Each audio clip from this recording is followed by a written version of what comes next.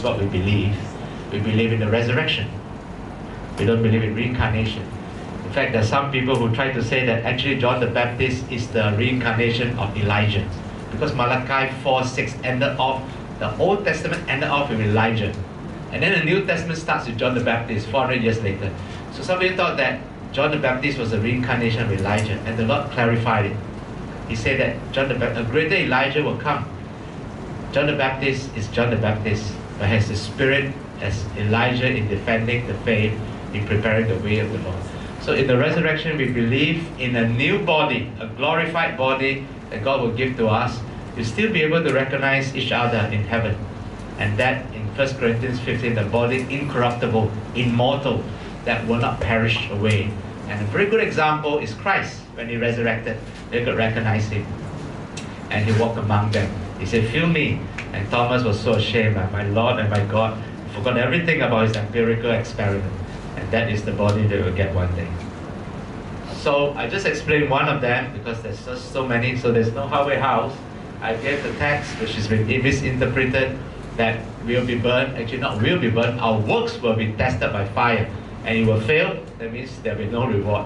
But there's no burning of the body. No halfway house between heaven and hell. 1 Corinthians 5:8 said, "Absent in the body, present with the Lord." So Lazarus and the thief on the cross, "Today thou shalt be with me in paradise." That is the word of Christ. And that is truth. If it's not true, and Lazarus is going to what you call purgatory, then our Lord is not telling him the truth. And that is something very serious. And we know that our Lord is a God of truth. No redemption beyond this life, and the sufficiency of the atonement is something that is so important. We believe that the death of Christ is sufficient to save his people. And you don't need to go and be purged and cleansed until you're totally ready to go to heaven. The world of sorcery is very real. I don't know whether Harry Potter affected people in Penang. It was translated into about 40 over languages, written by Joel Rowling. It was a master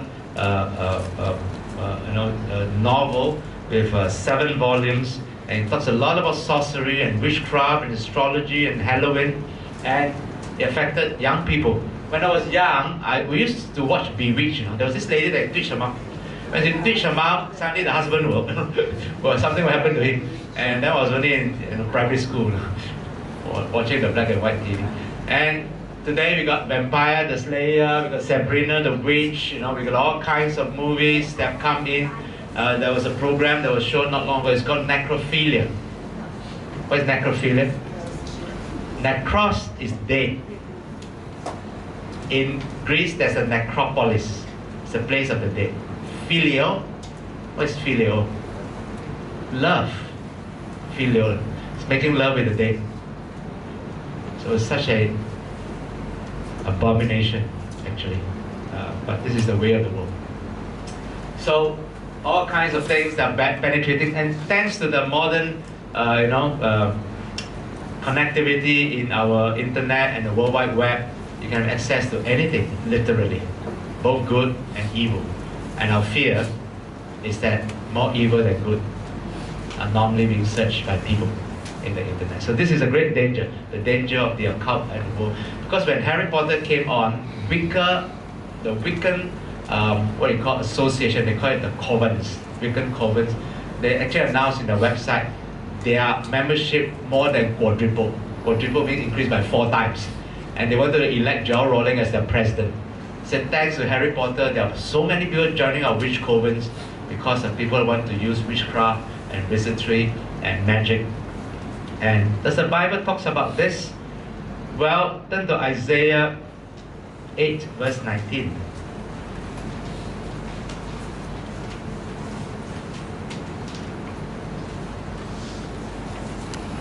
Isaiah 8:19.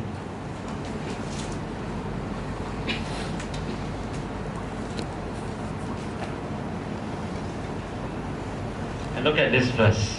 And when they shall say unto you, seek unto them that have familiar spirits, and unto wizards that peep and that mutter, should not the people seek unto their God, for the living to the dead? Wow. Familiar spirits. wizards. Harry is a good wizard. What's wrong with that? That's what we're told. I remember seeing one textbook, a primary 6 textbook, and it has witchcraft and cauldrons and Halloween, and young people are being taught that there are good wizards and there are bad wizards. Harry is a good one, Professor Dumbledore and all that, so you've got to be careful. There are some that are bad in Hogwarts, but they are good wizards. So we're given the false impression there are good witches, there are good wizards. But the Bible is very clear. They peep and mutter. That means they want to go into the unknown of the dead, the dark arts, and they mutter, they say things. They are being in a trance and they can recite things to you from the dead. People seeking for the living to the dead. The word necromancy, necros is dead, mancy is communication. It's communication of the dead. In our own language, we have people like Tanki or Bomo. This is the word familiar spirits in the Old Testament. It's exactly the same. It's connecting us to the dead. Harry Potter met his dead parents in the mirror of Erised in the first book. So if Harry can meet his dead parents, I want to see my dead grandma too. So people are given the impression you can talk to the dead. And thanks to all these people who come out with these books and movies that give us a deceptive view that we can have a peek into the world of darkness. And we're not going to go to Christ because He don't allow it. So we're going to another world, a different form. We bypass Him, you see. Well, there will be serious consequences if we do that. So this is a very dangerous thing and a very great peril among Christian people that even approve of that. So that's one. And in fact, if you, not just this verse, if you look further down, 19:3, it said the same thing, elaborated a bit. 19 verse 3, same book, Isaiah, and in 19 verse 3, it kind of expanded to say that, and the spirit of Egypt. Why is that God is so against Egypt? God has His reason. It shall fail in the midst of them. I will destroy the counsel thereof, and they shall seek to their idols and to the charmers. These are the spellcasters, the divination people. To them that have familiar spirits, and to the wizards. You see, in the Egyptian world, they like to dabble with the dead, and they use idols. The archaeology has found out that they worship the cat god, the sun god, the crocodiles is also a god to be worshipped, and the river Nile actually is in itself deity. That's the reason one of the templates is turn the river Nile into blood, is to destroy the gods of the river Nile. And we see here they use charmers and familiar spirits. So I know that, I don't know whether, do you have a term called life coach in this country? If you come from where we come from, I studied in the States, and life coach is very common. If you have a problem, you see a life coach. What does this life coach do? He helps you with your life, depression, marriage, relationship, no problem. You pay a life coach, he can charge you quite high, but you see, the thing is this, what is a life coach training? So there was one in Singapore, and she's training shamanism.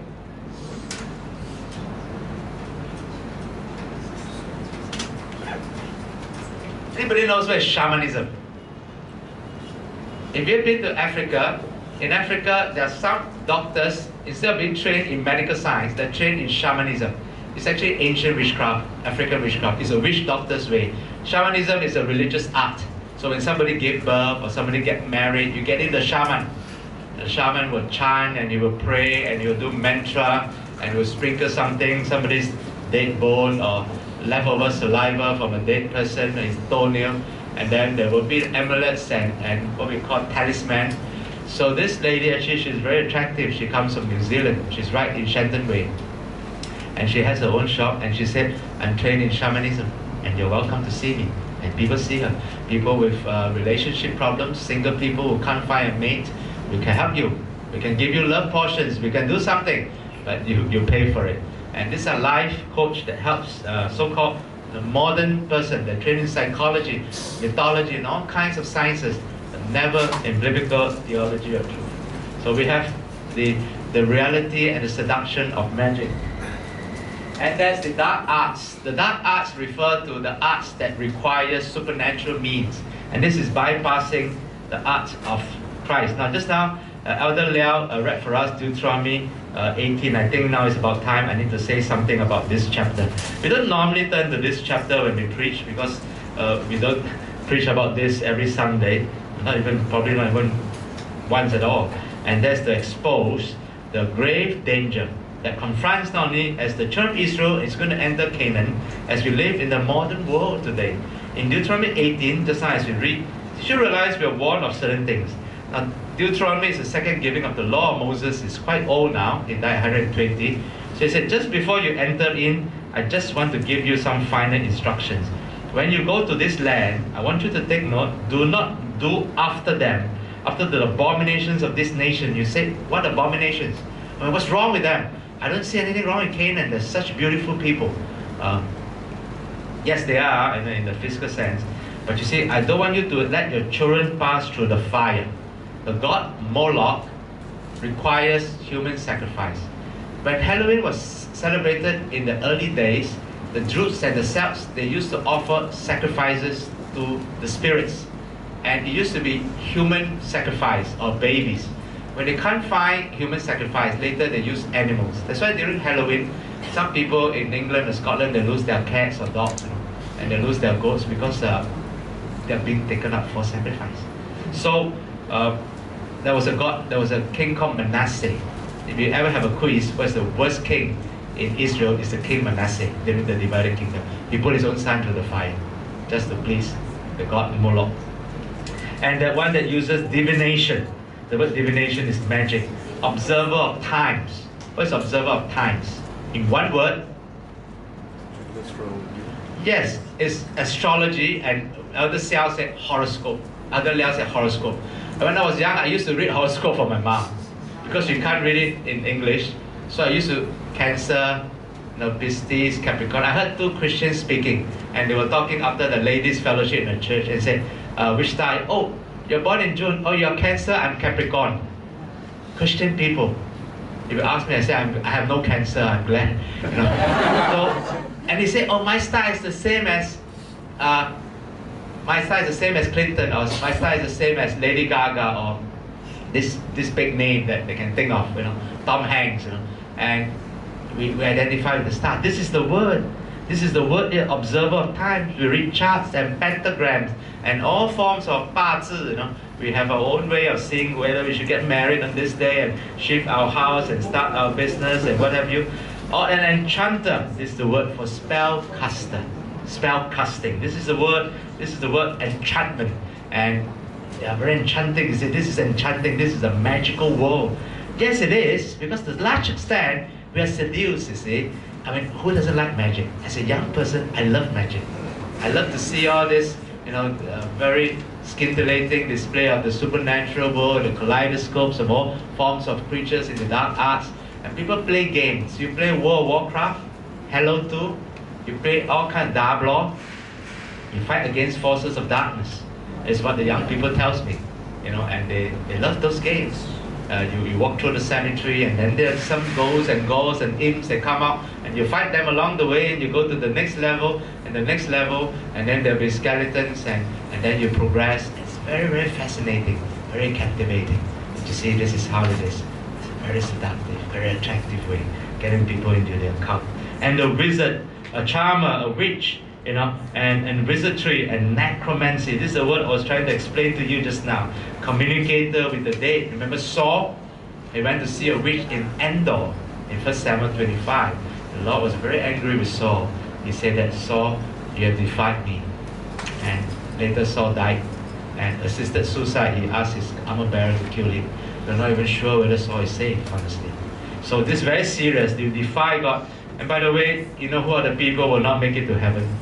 It's very frightening, and we need to be very careful. They were not found in this list, because these people will not be found in heaven at all. God is very clear. Turn to Revelation, verse 21 and verse 8.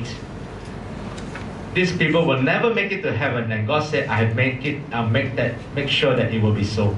And who are the people? But the fearful, and the unbelieving, and the abominable, and the murderers, and whoremongers. Watch out for this now. And sorcerers. So that's the word. Idolaters. They will be burning with fire and brimstone, which is the second death. I pray that none of us will belong to this category.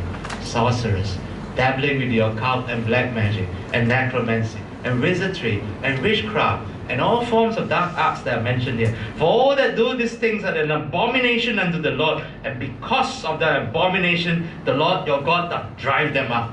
This is the reason, the only reason why you do not marry them in Deuteronomy chapter 6. Not that God is racially prejudiced. You can marry a Thai, a Vietnamese, a Filipino, Cambodian, whatever race. It's only one condition. Believe in the living and true God. It's nothing to do with your race, nothing to do with your ethnic group. It's nothing to do where you come from. It's everything to do what you believe in. God has nothing against the Canaanites. He saved Rahab from there because Rahab believed in the God of Israel. And so is Ruth, a Moabitess. For all those who do not, it's a very serious thing. In the ancient world, the Egyptians are well known. In the book of Exodus 37, Moses threw his rod and turned into a snake. And guess what? All of them could do the same. They also threw the rod and turned into a snake. In other words, they have the power, and you can be very sure that power didn't come from the God of Israel. It have to come from another source. And that source is a source we must never dabble with. Because Satan has power with signs and wonders. In the last days, in the end time, he will come with great wonders. That as many as possible, that they may be deceived.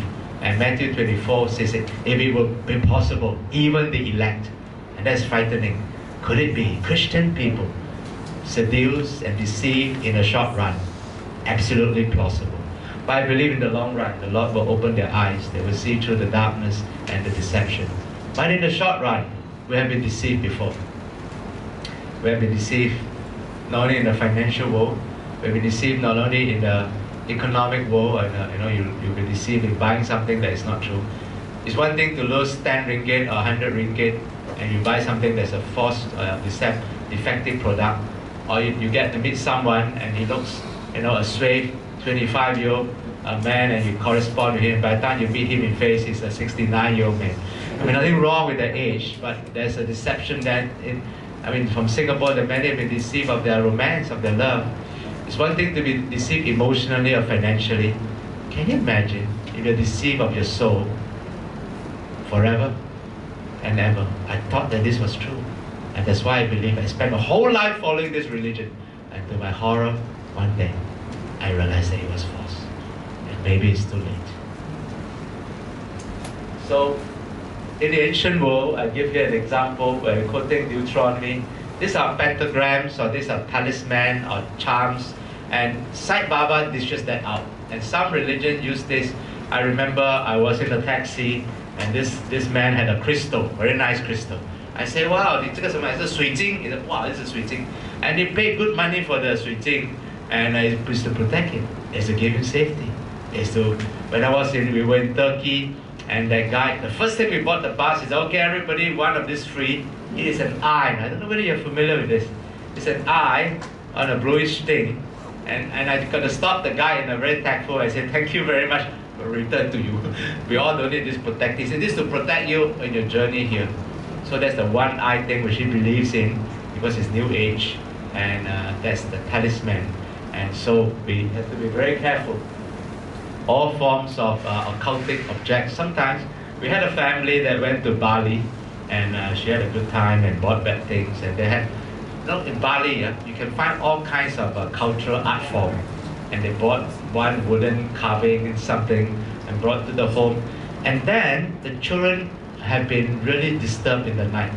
And some of them are seeing things, and some of them couldn't sleep. And then the person told us and told the pastor, we had this problem. And the pastor came. And the pastor noted that you got this very strange art form in your house. He said, yes, we bought that not long ago. We were in Bali, and we kind of like it. It has what you call a certain face and a certain carving, and they put it in the house. And some of these things have a religious connotation. They're dancing with a horse, and it's not just a simple cultural dance. Some of them is a religious connotation. And you buy these artifacts back, and they have a religious background. And you may not be aware of this, but it can have an impact. And so later we told them to get rid of it, and he got rid of the thing, and the family was okay. So sometimes we're not careful, and we can invite trouble. In Singapore, there are haunted houses. So there is a haunted house tour you can take. I'm not recommending this now.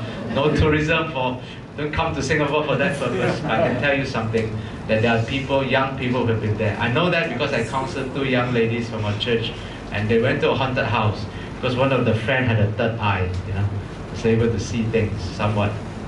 So they went to this house. They thought it was quite fun. Well, it was quite fun in the initial part, and then later they saw something and they ran away and got back into the car. And later when they got home, they found the same thing in the home. So now the thing has followed them back, So you go to see the haunted house, it will help you up, right? And your own home may be affected. And they thought it was funny because they were playing with all these things, and it really affected that 18-year-old girl sleeping with their mother and going to the toilet and waking up the whole house because they were so scared and petrified, and phobias came into them. It affected them mentally in their studies. Now, the world of sorcery and drugs. Now, sometimes you see this word. Turn to Galatians 5:20.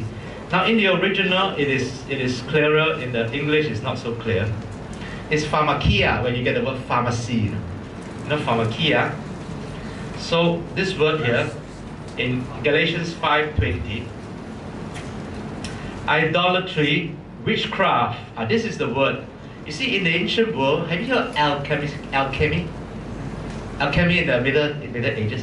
Alchemy is the study of metal, different kinds of metal, different kinds of substance, and they mix it up. And alchemy is a bit both metaphysical and physical. Meta is above metal, so above physical, and they use that. And the word witchcraft actually comes from the word pharmakia. In the olden days, the people who are involved in witchcraft, they also take drugs. They take all kinds of medicine which they create for people to take when they're in the witch coven. So that's very good. The word, pharmakia, which, of course, there's proper pharmacists and proper, you study biochemistry and physiology and anatomy. But this is different. This is people that dabble with the occult, and they are very popular. They get into all kinds of things, and people are seduced by it. In the Old Testament, or rather the New, in the book of Acts, there was a man called Simon the sorcerer. You check it out on your own because of time. And this man was dabbling with the occult. And he said, hey, Peter, you got the Holy Spirit. Philip was there at Samaria. Can I be baptized so that he receive the Spirit? So Philip baptized him, you see. And after that, Peter and John came. And he said, can I buy the Spirit with money? In the book of Acts. And Peter made a strong statement. Thou in the gall of bitterness, in the bond of iniquity. He was not even saved. And he was baptized. Can you imagine? Philip was one of the 7 that were elected in Acts chapter 6. And somehow or other it got through. We had people coming to our church, and we put them through the catechism class, and they from an Anglican church or somewhere, and they were baptized, and they came to our church, and going through the catechism class, they came to know the Lord as their Savior. And they were really baptized in another church. So these things can happen.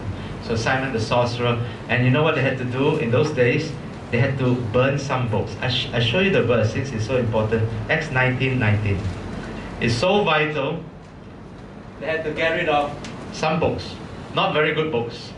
What were the books in verse 19 of Acts 19? Many of them also who used curious arts brought their books together and burned them before all men, and they counted the price of them and found to be 50,000 pieces of silver. What are these curious arts? What the commentator says that these are arts where there's voodoo dolls. I was in Times bookstore in Shenton Way, just a number of years ago. I found a doll complete with instructions and needles, about $25 that you can buy, and that you can use it. You don't like your teacher, you can buy the doll. It has instruction. You don't like your mother or your grandmother or mother-in-law. Okay, I'm not encouraging it, but you can pay $25. You buy this voodoo doll. It tells you what to do with it. Now, whether it works or not is one thing, but this is the thing that's mentioned in Acts. They use curious forms of art, and Paul says, burn them away, get rid of them. And this is what people do. They use all forms of art form, or diabolical art form, to get themselves into trouble.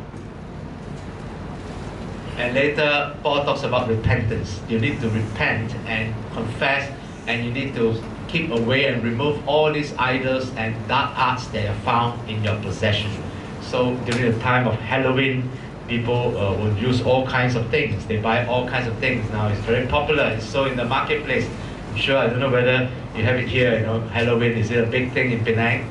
Do they sell things in Tesco, In Singapore, it's a big thing, everybody from kindergarten to condos, and to night sports and night safari in Sentosa, and they have this, and they buy all kinds of costumes and they wear, and treats. And today is being accepted as a substitute on the 31st of October to take the place of Reformation, because 1st of November is All Saints Day. If you're Catholic, you know what I mean. It's All Saints Day. So where the souls of men are being released, and that's where it's being promoted. So be very careful. This is very real. Now, the occult is actually being exposed, or God actually deals with it in a very serious way. Where does the Bible say? Turn to the book of Isaiah 47. Isaiah was a time where people were, in Babylon, and Isaiah the prophet was warning them. What was he warning them about? In Isaiah 47, verse 12 to 13. Now, watch out for this now. Isaiah 47, you can take down somewhere, because it may be helpful later for you to share with another person who is not here, that may be dabbling with this. Stand now with thy enchantments, and with the multitude of thy sorceries, wherein thou hast labored from thy youth. If so be, shalt thou able to profit. If so be, thou mayest prevail. Thou art wearied to the multitude of thy counsels. Let now the astrologers, the stargazers, and the money prognosticators stand up and save thee from these things that shall come upon thee. The prophet was so angry. He was speaking on behalf of God. You want to deal with the occult, astrology, enchantment, go. Don't seek God. Go back to the Babylons. Go back to where they have taken you. And deal with, you want to go to the astrologers? So be it. These things will come upon you. You bear the consequences. The prophet was chiding them. Because when they went to Babylon, they began to accept the practices of Babylon. And we know that Babylon is a very wicked place. It's a very, very bad place. The world of Babylon, is used in the book of Revelation. It's not a nice word to say that someone comes from Babylon in those days. So you know what I mean. And here the word used is they deal with enchantments. The word astrologers has to do with the study of the stars and how it influences our future. Nothing wrong with astronomy, which is a science. Astrology is a spiritual study. Stargazers.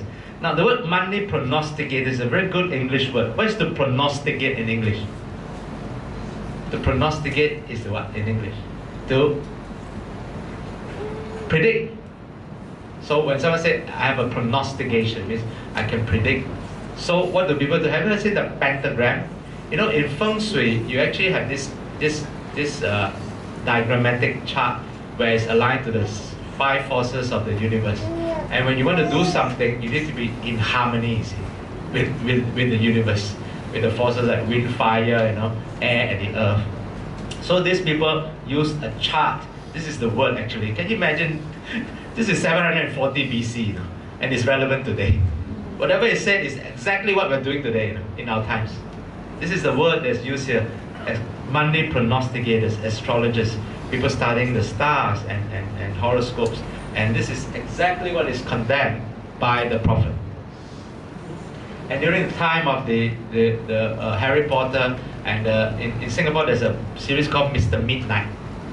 I don't know whether those of you who are in primary school, Mr. Midnight is very popular. And some fathers are nodding your head, you may have seen this. What happened is that this Mr. Midnight writes a lot of horror stories. So at night the dolls come alive, and they do things to the children. So it's a very attractive school-going book for children to read. But it's all about darkness and spirits and ghosts and imps and poltergeists. So all these things. When many years ago there was a show called Exorcist, Exorcist. And the lady that was involved, she was actually literally possessed, Linda Blair. It was so real. And then later there was part 2 and 3, and it was terrible. It was a movie that come alive in the real world. So a lot of these things we have to be very careful. And the whole world of the spirit world in the mediums. Now, does the Bible warn us against this? Yes. Turn to 2 Kings 23. Be very careful now, because in the time of the king, somebody dabbled with a cup and somebody had to clean up the house for him. The man is Manasseh, and his grandson a good boy,